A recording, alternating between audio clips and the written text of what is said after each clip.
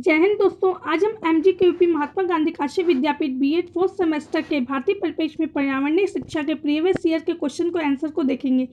वे question जो 2017, 18, 19, 20 में पूछे गए थे। शुरू करने से पहले दोस्तों, अगर चैनल को सब्सक्राइब नहीं किया तो सब्सक्राइब के लिए बेल आइकन को प्रेस करना ना भूलें, ताकि मैं फर्दर इससे रिलेटेड कोई वीडियो डालूं तो आपको नोटिफिकेशन मिल जाए, और दोस्तों के साथ शेयर जरूर करें। चलिए स्टार्ट करते हैं। सबसे पहला क्वेश्चन है पर्यावरण प्रदूषण का अर्थ और परिभाषा। ये क्वेश्चन 2017 और 19 में पूछा गया था। सबसे पहले प्रदूषण शब्द को देख लेते हैं कि प्रदूषण शब्द का मतलब क्या है। प्रदूषण शब्द अंग्रेजी पॉल्यूशन से बना है, जिसका तात्पर्य किसी भी प्रकार की बाहरी शक्तियों द्वारा पर्यावरण में असंतुलन की स्थिति पैदा होने से है, जिसे पर्यावरण प्रदूषण कहते हैं। बाहरी शक्तियों द्वारा कोई भी ऐसी शक्ति जो कि पर्यावरण का असंतुलन करती है, उसे हम पर्यावरण प्रदूषण कह सकते हैं। दूसरे शब्दों में पर्यावरण का अर्थ प्राकृतिक संतुलन में दोष पैदा होना, न शुद्ध हवा मिलना, वायु नहीं मिलना, जल नहीं मिलना शुद्ध, न खाद्य पदार्थों का मिलना इसमें शामिल है। कुछ परिभाषा दी गई है, जैसे मनुष्य के क्रियाकलापों से उत्पन्न अपशिष्ट उपायों के रूप में पदार्थों ऊर्जा के विभूषण से प्राकृतिक पर्यावरण में होने वाले हानिकारक परिवर्तन को प्रदूषण कहते हैं। ये NCERT द्वारा कहा गया है। जबकि ओडम के द्वारा क्या कहा गया, प्रदूषण हवा, जल एवं मिट्टी के भौतिक, रासायनिक एवं जैविकीय गुणों में एक ऐसा अवांछनीय परिवर्तन जिससे कि मानव जीवन, औद्योगिक प्रक्रियाएं, जीवन दशाएं तथा सांस्कृतिक तत्वों की हानि होती है, उसे हम प्रदूषण कहते हैं। ये ओडम का कहना था। फिर आता है पर्यावरण प्रदूषण के प्रकार। पर्यावरण प्रदूषण के प्रकार और उसको रोकने के उपाय। यहाँ पे एक और आप ऐड कर लीजिए, उसको रोकने के उपाय। पहले हम प्रकार को देखेंगे। ये लॉन्ग क्वेश्चन पूछा था 2020 में कि पर्यावरण प्रदूषण के प्रकार बताइए और उसको रोकने के उपाय बताइए। तो सबसे पहले हम प्रकार में सब एक एक करके सारे प्रकार देखेंगे और उनके रोकने के उपाय को देखेंगे। वायु प्रदूषण, जल प्रदूषण, नाभिकीय या विकिरण प्रदूषण, मृदा प्रदूषण, ध्वनि या शोर प्रदूषण कहते हैं इसको, सागरीय प्रदूषण। ये 6 प्रकार लिए गए। नेक्स्ट है वायु प्रदूषण। हम एक एक करके सारे प्रदूषण और उनके दो दो लाइन लिखने के बाद उनके उपायों को देखेंगे। वायु प्रदूषण बहुत इंपॉर्टेंट ये है, क्योंकि ये वायु प्रदूषण सिर्फ ऐसे पूछा नहीं गया है, बल्कि सेपरेटली भी इससे अंदर से क्वेश्चन पूछे गए हैं बहुत बार। तो वायु प्रदूषण बहुत इंपॉर्टेंट है कि आप इसको लर्न करके जाइए। वायु प्रदूषण में भौतिक, रासायनिक, जैविक गुणों में ऐसा कोई भी अवांछनीय परिवर्तन जिसके द्वारा स्वयं मनुष्य के जीवन या अन्य जीवों के जीने में की परिस्थिति और सांस्कृतिक संपत्तियों को हानि पहुंचती हो, उसको संपदा नष्ट होती हो, तो उसे हम वायु प्रदूषण कहते हैं। विश्व स्वास्थ्य संगठन ने कहा है कि वायु प्रदूषण एक ऐसी स्थिति है जिससे बाह्य वातावरण में मनुष्य और उसके पर्यावरण को हानि पहुंचाने वाले तत्व संघन रूप में एकत्रित हो जाते हैं। वायु प्रदूषण के प्रकार है, ये देखिए प्रकार भी अलग से 2018 में ये क्वेश्चन पूछा है, वायु प्रदूषण के प्रकार बताइए। तो प्राकृतिक प्रदूषण है और मानवीय प्रदूषण। प्राकृतिक प्रदूषण द्वारा भी, मतलब प्रकृति के द्वारा भी प्रदूषण होता है, जैसे हम कह सकते हैं ज्वालामुखी विस्फोट। इसको आप हेडिंग बना के लिख सकते हैं, ज्वालामुखी विस्फोट पे प्राकृतिक प्रदूषण के प्रकार है। कुछ ज्वालामुखी के नाम लिख लीजिए। भारत में भी नारकोंडम है, बैरन एंड नारकोंडम है, तो इस हिसाब से ज्वालामुखी का भी आप लिख दीजिए। ज्वालामुखी में निकलने वाली हार्मफुल गैसेस जो होती है एनवायरनमेंट में जाकर उसको पोल्यूट करती हैं, तो इस तरह से आप हेडिंग बना के लिख सकते हैं। चट्टानों का टूटना, कणों का बिखरना, ये भी पर्यावरण प्रदूषण को काम करता है, वायु प्रदूषण करता है। धूल से बड़ी आंधी चलती है तो वायु को पूरी तरह से पॉल्यूट कर देती है, पूरी वायु में पूरी तरह से धूल के कण मिल जाते हैं। वनों में आग लग जाना, प्राकृतिक रूप से भी जंगलों में आग लगती है, मानवकृत भी रूप से लगती है, लेकिन प्राकृतिक रूप से भी कितनी बार जंगलों में आग लगती है। तो ये प्राकृतिक प्रदूषण के प्रकार है। दलदल होना। मानवकृत में क्या आता है, इसमें मानवकृत में औद्योगिक निर्माण प्रक्रम, जब उद्योग मतलब जहाँ इंडस्ट्री होती है तो आप देखेंगे वहाँ पे हार्मफुल गैस निकलती हैं, उनके धुएं से पूरी तरह से पॉल्यूट हो जाता है एरिया। इसका आंसर उनको शहरी एरिया से आउटर एरिया में रहना चाहिए, शहरी एरिया में ना रहकर आउटर एरिया में रहना चाहिए। दहन होता है बहुत सारा, मतलब कि जलाया वलाया जाता है, तो सबसे बहुत चीज़ें प्रदूषित करती हैं वायु को। कृषि कार्य होता है, बहुत सारे हानिकारक आजकल कीटनाशक दवाइयाँ होती हैं जो कि परमाणु ऊर्जा परियोजनाएं चलती हैं, और भी कई सारे इसके कारण होते हैं मानवकृत के वायु प्रदूषण के लिए। फिर है वायु प्रदूषण के प्रभाव। ये 2019 में पूछा गया क्वेश्चन है। वायु प्रदूषण के प्रभाव को मैंने प्रीवियस वीडियो में बताया है, लेकिन उसमें आधा ही प्रभाव को एक्सप्लेन कर पाए थे, आगे का छूट गया था। इसका आंसर अगेन इसको इस वीडियो में देख ले रहे हैं। मानव पर प्रभाव, नाइट्रोजन तथा उसके विभिन्न ऑक्साइड श्वसन में कठिनाई, फेफड़ों के संक्रमण या कैंसर को दावत देते हैं। लेड, कैडमियम के यौगिक श्वसन तत्व को प्रभावित करते हैं। आंख, कान, नाक जलन व ओजोन परत क्षरण होता है। वायु प्रदूषण के कारण कच्चे तेल, वायु प्रदूषण के कारण कच्चे तेल के शोधन से निकलने वाले गंधक चिमनियों के साथ भी समुद्र जीवों को खतरा पहुंचता है। वायु प्रदूषण भी होता है और समुद्री जीवों को भी इससे खतरा होता है। SO2, CO2 आदि वायु प्रदूषक अम्लीय वर्षा कराते हैं। सल्फ्यूरिक अम्ल पत्थरों, बिजलियों के समानों तथा इमारतों को नुकसान पहुंचाते हैं। कार्बन के विभिन्न यौगिक से सिर दर्द, उल्टी, मिचली, होम्योग्लोबिन में CO2 में कमी हो जाती है। आंखों की जलन या आंखों का लाल होना होता है। शीशा कणों में तंत्रिका तंत्र पर बुरा प्रभाव पड़ता है। वनस्पतियों पर प्रभाव, क्लोराइडों से पौधों की पत्तियों में क्लोरोसिस तथा उत्तक क्षय जैसे रोग हो जाते हैं। फिर आता है आर्सेनिक यौगिक पौधों में विषाक्त बना देता है पौधों को। जंतुओं के मलमूत्र से पर्ण विलगन हो जाते हैं। ओजोन क्षीण से पत्तियों में खम्भ उत्तक नष्ट हो जाते हैं। औद्योगिक वायु प्रदूषकों से कलियों का मुरझाना और फलों का आकार छोटा होना, पत्तियों का विलगन होना, ये सामान्य समस्याएं हैं। रेडियोधर्मी अपशिष्ट के कारण पौधों की आनुवंशिकी पर प्रभाव पड़ता है। इस तरीके से हम देखें वायुमंडल के प्रभाव कुछ शॉर्ट अगर हम देखा है तो और भी प्रभाव है, इसको शॉर्टली हेडिंग में लिख सकते हैं। मौसम पर प्रभाव, बादल, ताप, वर्षा को प्रभावित करता है। वनों की आग लगती है। लुगदी, कागज मिलों से निकलने वाले धुएं जो होती हैं वो इन्वायरमेंट को खराब करती हैं। दृश्यता पर प्रभाव, कम की मतलब कि प्रकाशीय किरण कम दिखाई देती हैं। आंखों पर प्रभाव पड़ता है। उसके बाद जलवायु पर प्रभाव, दिन प्रतिदिन विश्व में तापमान उसका बढ़ता जा रहा है। विश्व का तापमान, जिसके कारण बहुत सारे मौसमी परिवर्तन देखने को आगे भी मिल सकते हैं, अभी भी मिल रहे हैं। इस कारण से वायु प्रदूषण को रोकने के कुछ उपाय बताए गए हैं। ये मेन क्वेश्चन है, उपाय। वायु प्रदूषण को 2 लाइन एक्सप्लेन करके उपाय कीजिए। बाकी मैंने 2 क्वेश्चन बीच में इसलिए लिया है क्योंकि वो भी बीच में पूछे गए थे। इस तरह से वायु प्रदूषण बहुत इंपॉर्टेंट है। स्वचालित वाहनों से निकलने वाले धुएं को निर्वात तथा आफ्टर बर्नर लगाकर कम किया जाए। ये सॉल्यूशन दिया है कि वाहनों में ये चीज़ करने से वायु प्रदूषण कम होगा। डीजल ईंधन में संयोजी पदार्थों को मिलाकर तथा पेट्रोल से लेड व सल्फर को निकालकर प्रदूषण को हम कम कर सकते हैं। कल कारखानों को नगरों से दूर स्थापित कर सकते हैं। चिमनियों में स्थिर विद्युत अवशोषकों का प्रयोग कर सकते हैं।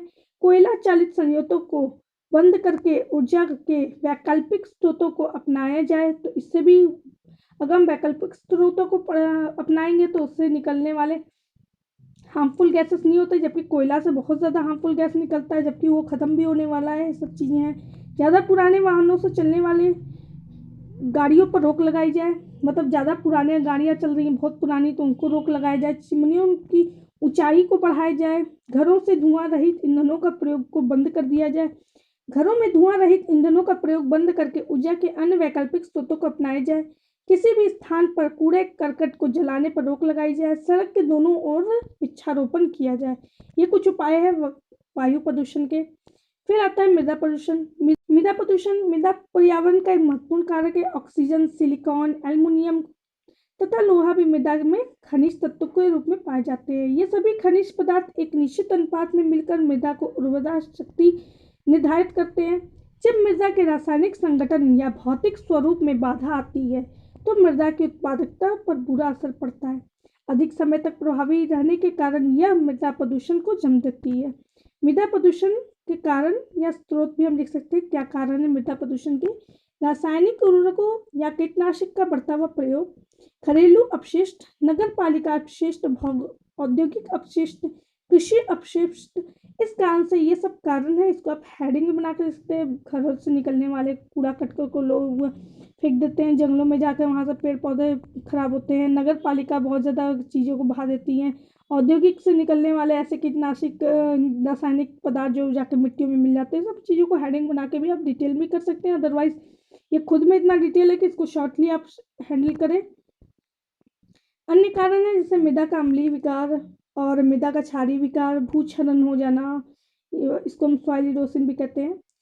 सूक्ष्म जीवों का आक्रमण, तो ये सब चीज़ें जो है मृदा प्रदूषण के कारण है।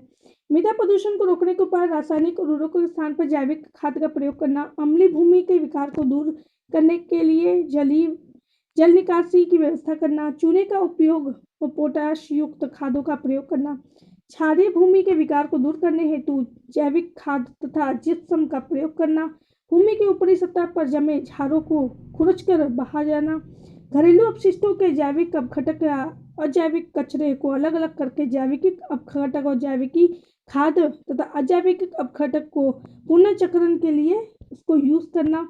फिर आता है बंजर भूमि पर शुष्क वातावरण के अनुकूलित जियोफिटिक पौधे को उगाया जाए, जैविक उर्वरकों का प्रयोग करके भूगर्भ भूमि को उर्वरक बनाया जाए ताकि पौधों की क्या नाम है क्षरण को रोका जा सके। फिर आता है जल प्रदूषण। जल प्रदूषण में हम कह सकते हैं जल जिसमें अनेक प्रकार के खनिज, कार्बनिक, अकार्बनिक पदार्थ तथा गैस एक निश्चित अनुपात में मिले होते हैं। इसको हम क्या नाम है अगर वो निश्चित अनुपात से अगर अधिक खुल जाते हैं या फिर उनकी मात्रा कम हो जाती है तो हम कह सकते हैं वो जल क्या हो जाता है, प्रदूषित हो जाता है। कुछ परिभाषाएं जैसे WHO ने क्या कहा है कि जल प्रदूषण किसे कहते हैं। प्राकृतिक तथा अन्य स्रोतों से उत्पन्न अवांछनीय बाह्य पदार्थों के कारण जल दूषित हो जाता है तथा वह विषाक्तता एवं सामान्य स्तर से कम ऑक्सीजन के कारण जीवों के लिए घातक हो जाता है तथा संक्रमण रोगों के फैलने में सहायक होता है। ये हम कहते हैं ये WHO द्वारा कहा गया है। मुख्यतः मानवीय क्रियाकलापों द्वारा जब जल की रासायनिक, भौतिक व जैविक गुणों में ह्रास पैदा कर दिया जाता है तो उससे जल प्रदूषित हो जाता है। फिर आता है जल के प्रमुख स्रोत। कौन कौन से स्रोत हैं एक लाइन में लिख सकते हैं, अगर चाहे तो इसको स्किप भी कर सकते हैं, जरूरत नहीं यहाँ पे प्रकार वकार बताने की और स्रोत बताने की, लेकिन दो लाइन था तो इस कारण मैंने लिख दिया कि मे बी ये इस बार शॉर्ट क्वेश्चन में आ जाए। जिस तरह से वायु प्रदूषण के कई थे। पृष्ठ जल मतलब कि पृथ्वी की सतह के ऊपर जैसे नदी तालाब में पाए जाते हैं। भूमिगत जल कुएं, झरने और ये सब में पाए जाते हैं।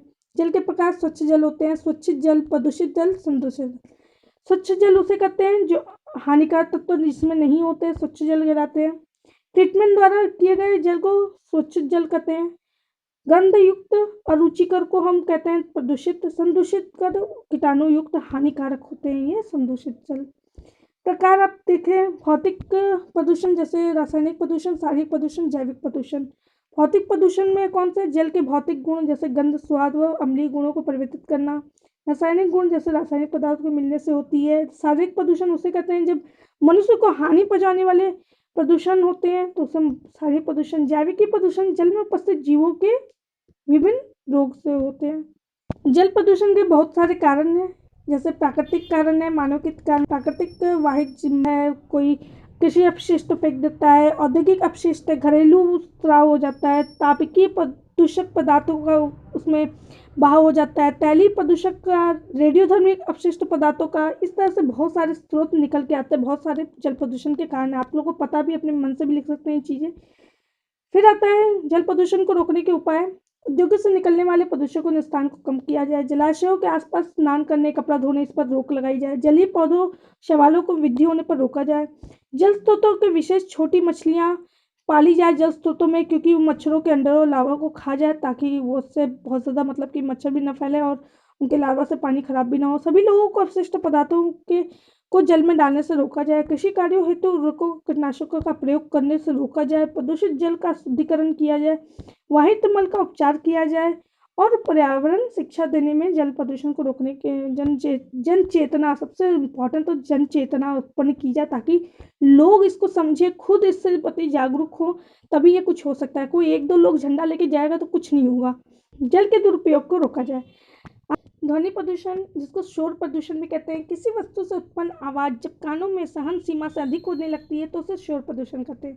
दूसरे शब्दों में वह अवांछित आवाज़ जिससे मानव के कानों में दर्द या कष्ट होता है ध्वनि प्रदूषण कहलाता है। बी राय ने कहा है कि अनिच्छापूर्ण ध्वनि को मानवीय सुविधा या स्वास्थ्य तथा गतिशीलता में हस्तक्षेप करती है जब, तो उसे हम ध्वनि प्रदूषण कहते हैं। बिना मूल्य की अथवा अनुपयोगी ध्वनि को ध्वनि प्रदूषण कहते हैं, ऐसा बोला है सिमन्स ने। ध्वनि प्रदूषण के कारण व स्रोत, एक लाइन में आप इसके कारण बता दीजिए। प्राकृतिक स्रोतों के द्वारा उत्पन्न ध्वनि जैसे बादलों की गड़गड़ाहट, बिजली का गरजना, तूफानी हवाएं, झरने की आवाज़, भूकंप, ज्वालामुखी। कृत्रिम स्रोत जैसे उद्योग धंधे एंड परिवहन साधन, मनोरंजन के विभिन्न साधन, ये सब इसके कृत्रिम स्रोत है। ये प्राकृतिक स्रोत है, मतलब कि स्टार्टिंग में प्राकृतिक स्रोत है, ये नेचुरली जो होता है, इसमें ह्यूमन का कोई भी रोल नहीं होता है। कृत्रिम स्रोत में जिसमें ह्यूमन ऐड होता है। फिर आता है ध्वनि प्रदूषण के प्रभाव। ध्वनि प्रदूषण के मानव के कायिक स्तर पर प्रभाव डालते हैं, मतलब 90 डेसिबल से अधिक शोर होने पर मनुष्य के शरीर के अनेक जैविक रासायनिक परिवर्तन होते हैं, जैसे जठर मांसपेशी का संकुचन हो जाना, अम्ल का अधिक निर्माण, रक्तचाप बढ़ना, चिड़चिड़ापन, उत्तेजना में वृद्धि, बेचैनी होना, धड़कनें तेज होना, सिर दर्द होना, अल्सर होना, माइग्रेन होना, बहरापन होना। ये कई सारे प्रभाव है। मानव के आचरण पर प्रभाव पड़ता है, श्रवण पर प्रभाव पड़ता है। रोकने के उपाय है, जैसे कल कारखानों में बस्ती से बाहर होना चाहिए, कारखानों को शोर नियंत्रित तकनीकी का उसमें प्रयोग होना चाहिए, मशीनों के कवच बनाकर शोर को कम किया जाना चाहिए, कारखानों की दीवारों को शोर शोषक बनानी चाहिए, शोररोधक पदार्थों का प्रयोग करना चाहिए, घरेलू उपकरणों व दूरदर्शनों में शोर को कम करने की तकनीक विकसित करनी चाहिए थी। जेट यानों में, टर्बोजेट इंजनों में निर्गम कर शोर अवशोषक यंत्र लगाना चाहिए। ध्वनि प्रदूषण को कम करने के लिए जन जागृति फैलानी चाहिए। जन जागृति, जिस तरह से जन चेतना, जन जागृति, ये सबसे ज़्यादा इम्पोर्टेंट है, यही हो सबसे बेटर है। नाभिकीय विकिरण या प्रदूषण कह सकते हैं, नाभिकीय ऊर्जा के जीवन के बहुत महत्वपूर्ण है, परंतु इस ऊर्जा की उत्पत्ति के साथ रेडियोधर्मी पदार्थ भी बनते हैं जो रेडियोधर्मी प्रदूषण उत्पन्न करते हैं। जैसे मानव ने अपनी तकनीकी क्षमता के विकास हेतु रेडियोधर्मी पदार्थों को उपयोग में लाकर ताप आणविक विस्फोटों के रूप में परमाणु ऊर्जा का प्रयोग किया है। इन विस्फोटकों के कारण पर्यावरण में रेडियोधर्मी पदार्थ की अधिकता बढ़ गई है। इस तरह से आप नाभिकीय प्रदूषण पे लिख दीजिए। कुछ लाइन लिखने के बाद फिर आप स्रोत में आ जाइए। प्राकृतिक स्रोत है, मानवीय स्रोत है, बहुत सारे। फिर आता है नेक्स्ट उसके प्रभाव। ये प्रभाव आप नहीं लिखेंगे तब भी अच्छा है, क्योंकि मेनली क्वेश्चन था कि जितने पर्यावरण प्रदूषण है उसके प्रकार बताइए, उसको रोकने के उपाय। तो प्रभाव बहुत ज़्यादा जरूरी नहीं, मैंने सभी के प्रभाव लिखे भी हैं, दो दो चार चार लाइन के, किसी के बड़े के, लेकिन आप इसके प्रभाव को स्किप कर दिएगा, हर एक का डिटेल बस चार चार लाइन, और फिर उसके बाद रोकने के उपाय, क्योंकि लॉन्ग क्वेश्चन में बहुत ज़्यादा लिखने की ज़रूरत नहीं है, फिर और क्वेश्चन अटैम्प्ट नहीं हो पाएंगे। रोकने के उपाय में आप ये सब सारे उपाय आप देख सकते हैं, सब उपाय आप देख लीजिए। फिर क्या नाम है, फिर आता है सागरीय प्रदूषण। ये सबसे लास्ट का प्रदूषण है। जल के किसी भी एक तत्व में साधारण में वृद्धि हो जाती है तो भयंकर पर्यावरण समस्या उत्पन्न हो जाती है। आमतौर पर सागरीय तत्व पर स्थापित बस्तियां एवं औद्योगिक इकाइयों में से त्याज्य पदार्थों के विसर्जन के कारण यह उत्पन्न होती है, सागरीय प्रदूषण के कारण बनती है। कई सारे स्रोत है, स्रोत तो आप लिख सकते हैं क्योंकि बहुत शॉर्ट है स्रोत है ये। स्रोत आप लिख सकते हैं कि तेल का परिवहन, समुद्र के किनारे नगरीकरण, बंदरगाह पर आयात निर्यात, ये सब चीज़ें हैं इसका सागरीय प्रदूषण का प्रभाव। जरूरत नहीं प्रभाव को। उपाय आप लिख सकते हैं, समुद्री तटों पर बने वाले उद्योग धंधे अपशिष्ट को पुनः चक्रण करना, उनको दूर करना, उनके तेल वाहकों को तेल रिसाव को रोकना, उनसे निकलने वाले ये सब चीज़ें जो हैं इसका उपाय है सागरीय प्रदूषण को रोकने के लिए।